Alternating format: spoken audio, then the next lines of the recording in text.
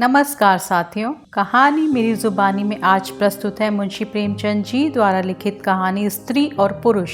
विपिन बाबू के लिए स्त्री ही संसार की सबसे सुंदर वस्तु थी। वो कवि थे और उनकी कविता के लिए स्त्रियों के रूप और यौवन की प्रशंसा ही सबसे चित्ताकर्षण विषय था। उनकी दृष्टि में स्त्री जगत में व्याप्त कोमलता, माधुर्य और अलंकारों की सजीव प्रतिमा थी। जुबान पर स्त्री का नाम आते ही उनकी आंखें जगमगा उठती थी, कान खड़े हो जाते थे, मानो किसी रसिक ने गाने की आवाज सुन ली हो। जब से होश संभाला तभी से उन्होंने उस सुंदरी की कल्पना करनी शुरू कर दी जो उसके हृदय की रानी होगी। उसमें उषा की प्रफुल्लता होगी, पुष्प की कोमलता, कुंदन की चमक, बसंत की छवि, कोमल की ध्वनि, वो कवि वर्णित सभी उपमाओं से विभूषित होगी। वो उस कल्पित मूर्ति के उपासक थे। कविताओं में उसका गुण गाते वो दिन भी समीप आ गया जब उनकी आशाएं हरे भरे पत्तों से लहराएंगी, उनकी मुरादें पूरी होंगी। कॉलेज के अंतिम परीक्षा समाप्त हो गई और विवाह के संदेश आने लगे थे।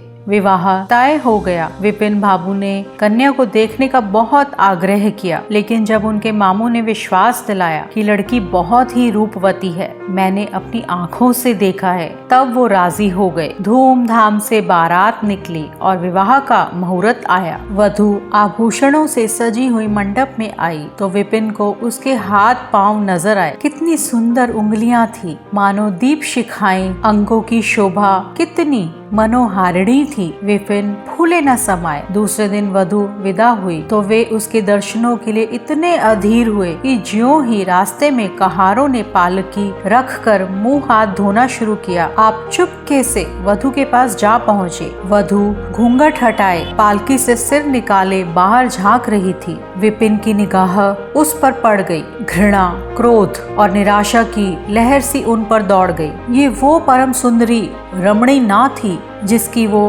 बरसों से कल्पना कर रहे थे। ये एक चौड़े मुंह, चिपटी नाक और फूले गालों वाली कुरूपा स्त्री थी। रंग गोरा था पर उसमें लाली के बदले सफेदी थी, और फिर रंग कैसा ही सुंदर हो, रूप की कमी तो पूरी नहीं कर सकता। विपिन का सारा उत्साह ठंडा पड़ गया। हाँ, इसे मेरे ही गले पड़ना था। क्या इसके लिए समस्त संसार में और कोई ना मिलता था? उन्हें अपने मामू पर क्रोध आया जिसने वधू की तारीफों के पुल बांध दिए थे। अगर वो इस वक्त मिल जाते तो विपिन उनकी ऐसी खबर लेता कि वे भी याद करते। जब कहारों ने फिर पालकियां उठाई तो विपिन मन में सोचने लगा, इस स्त्री के साथ मैं कैसे बोलूंगा, कैसे इसके साथ जीवन काटूंगा। इसकी ओर तो ताकने से ही घृणा होती है। ऐसी कुरूपा स्त्रियां भी संसार में हैं, इसका मुझे अब तक पता ना था। क्या मुंह ईश्वर ने बनाया है, क्या आंखें हैं। मैं और सारे ऐबों की ओर से आंखें बंद कर लेता, लेकिन वह चौड़ा सा मुंह। भगवान, क्या तुम्हें मुझी पर ये वज्रपात करना था? विपिन को अपना सारा जीवन नरक सा जान पड़ता था। वो अपने मामू से लड़ा, ससुर को लंबा खर्रा लिखकर फटकारा, माँ बाप से हुज्जत की, और जब इससे भी शांति ना हुई तो कहीं भाग जाने की बात सोचने लगा। आशा पर उसे दया अवश्य आती थी। वो अपने को समझाता भी था कि इसमें उस बेचारी का क्या दोष है। उसने जबरदस्ती तो मुझसे विवाह किया नहीं, लेकिन ये दया और ये विचार उस घृणा को ना जीत सकता था जो आशा को देखते ही उसके रोम रोम में व्याप्त हो जाती थी। आशा अपने अच्छे से अच्छे कपड़े पहनती, तरह तरह के बाल संवारती, घंटों आईने के सामने खड़ी होकर अपना श्रृंगार करती, लेकिन विपिन को ये शुतुर गमजा से मालूम होते। वो दिल से चाहती थी कि विपिन को प्रसन्न करूं, उनकी सेवा करने के लिए अवसर खोजा करती थी, लेकिन विपिन उससे भागा भागा फिरता था। अगर कभी भेंट हो भी जाती थी तो कुछ ऐसी जली कटी बातें करने लगता कि आशा रोती हुई वहाँ से चली जाती। सबसे बुरी बात ये थी कि उसका चरित्र भ्रष्ट होने लगा था। वो ये भूल जाने की चेष्टा करने लगा कि मेरा विवाह हो गया है। कई कई दिनों तक आशा को उसके दर्शन भी ना होते थे। आशा उसके कह कहे की आवाजें सुनकर बाहर से आती हुई झरोके से देखती कि वो दोस्तों के गले में हाथ डाले सैर करने जा रहे हैं, और तड़प कर रह जाती। एक दिन खाना खाते समय उसने कहा, अब तो आपके दर्शन ही नहीं होते, क्या मेरे कारण घर छोड़ दीजिएगा क्या? विपिन ने मुंह फेर कर कहा, घर पर ही तो रहता हूँ। आजकल जरा नौकरी की तलाश है, इसलिए दौड़ धूप ज्यादा करनी पड़ती है। आशा, किसी डॉक्टर से मेरी सूरत क्यों नहीं बनवा देते? सुनती हूँ आजकल सूरत बनाने वाले डॉक्टर भी पैदा हुए हैं। विपिन, क्यों नाहक चिढ़ाती हो? यहाँ तुम्हें किसने बुलाया था? आशा, आखिर इस मर्ज की दवा कौन करेगा? विपिन, इस मर्ज की दवा ही नहीं है। जो काम ईश्वर से ना करते बना, उसे आदमी क्या बना सकता है? आशा, ये तो तुम ही सोचो कि ईश्वर की भूल के लिए मुझे दंड दे रहे हो। संसार में ऐसा कौन सा आदमी है जिसे अच्छी सूरत बुरी लगती हो? लेकिन तुमने किसी मर्द को केवल रूपहीन होने के कारण कुंवारा रहते देखा है? रूपहीन लड़कियां भी माँ बाप के घर नहीं बैठती। किसी न किसी तरह उनका निर्वाह हो ही जाता है। उसका पति भले ही उस पर प्राण न देता हो, लेकिन दूध की मक्खी नहीं समझता। विपिन ने झुंझला कर कहा, क्यों नाहक सिर खाती हो? मैं तुमसे बहस तो नहीं कर रहा हूँ। दिल पर जब्र नहीं किया जा सकता और ना दलीलों का उस पर कोई असर पड़ सकता है। मैं तुम्हें कुछ कहता तो नहीं हूँ ना, फिर तुम मुझसे क्यों हुज्जत करती रहती हो? आशा ये झिड़की सुनकर चली गई। उसे मालूम हो गया कि इन्होंने मेरी ओर से सदा के लिए हृदय कठोर कर लिया है। उधर विपिन रोज सैर सपाटे करते, कभी कभी रात को गायब रहते। इधर आशा चिंता और निराशे में घुलते घुलते बीमार पड़ गई। लेकिन विपिन भूल कर भी उसे देखने न आता। सेवा करना तो दूर रहा, इतना ही नहीं, वो दिल में मानता था कि मर जाती तो गला छूटता। अब की खूब देखभाल कर अपनी पसंद का विवाह करता। अब तो वह और भी खुल खेला। पहले आशा से कुछ दबता था, कम से कम उसे ये धड़का लगा रहता था कि कोई मेरी चाल ढाल पर निगाह रखने वाला भी है। अब वह धड़का छूट गया। कुवासनाओं में ऐसा लिप्त हो गया कि मर्दाने कमरे में ही जमघटे होने लगे। लेकिन विषय भोग में धन ही का सर्वनाश नहीं होता, इससे कहीं अधिक बुद्धि और बल का सर्वनाश होता है। अब विपिन का चेहरा पीला पड़ने लगा था, देह भी क्षीण होने लगी, पसलियों की हड्डियां निकल आईं, आंखों के इर्द गिर्द गड्ढे बन गए। अब वो पहले से कहीं ज्यादा शौक करता, नित्य तेल लगाता, बाल बनवाता, कपड़े बदलता, किंतु मुख पर कांति ना थी। रंग रोगन से क्या हो सकता था? एक दिन बीमार आशा बरामदे में चारपाई पर लेटी हुई थी। इधर हफ्तों से उसने विपिन को देखा तक ना था। उन्हें देखने की इच्छा हुई। उसे भय था कि वो ना आएंगे, फिर भी वो मन को रोक न सकी। विपिन को बुला भेजा। विपिन को भी उस पर कुछ दया आ गई। आकर सामने खड़े हो गए।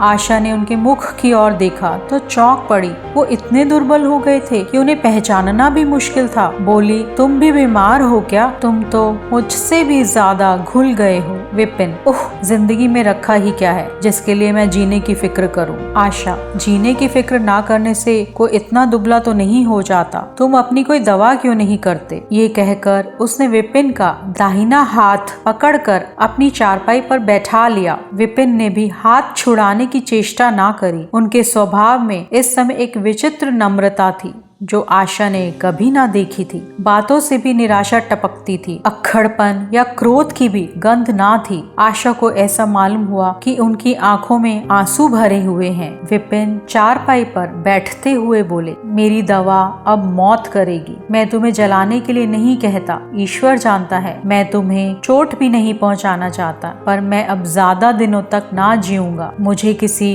भयंकर रोग के लक्षण दिखाई दे रहे हैं। डॉक्टरों ने भी यही कहा है। मुझे इसका खेद है कि मेरे हाथों तुम्हें कष्ट पहुंचा, पर क्षमा करना। कभी कभी बैठे बैठे मेरा दिल डूब जाता है, मूर्छा सी आ जाती है। ये कहते कहते वो एकाएक कांप उठे। सारी देह में सनसनी सी दौड़ गई। मूर्छित होकर चारपाई पर गिर पड़े और हाथ पैर पटकने लगे। मुंह से फिचकुर निकलने लगा। सारी देह पसीने से तर हो गई। आशा का सारा रोग हवा हो गया। वो महीनों से बिस्तर ना छोड़ सकी थी, पर इस समय उसके शिथिल अंगों में एक विचित्र स्फूर्ति सी दौड़ गई। उसने तेजी से उठकर विपिन को अच्छी तरह लेटा दिया और उनके मुख पर पानी की छींटे देने लगी। महरी भी दौड़ी आई और पंखा झलने लगी। बाहर खबर हुई। मित्रों ने दौड़कर डॉक्टर को बुलाया। बहुत यत्न करने पर भी विपिन ने आंखें ना खोली। संध्या होते होते उनका मुंह टेढ़ा हो गया और बायां अंग शून्य पड़ गया। हिलाना तो दूर रहा, मुंह से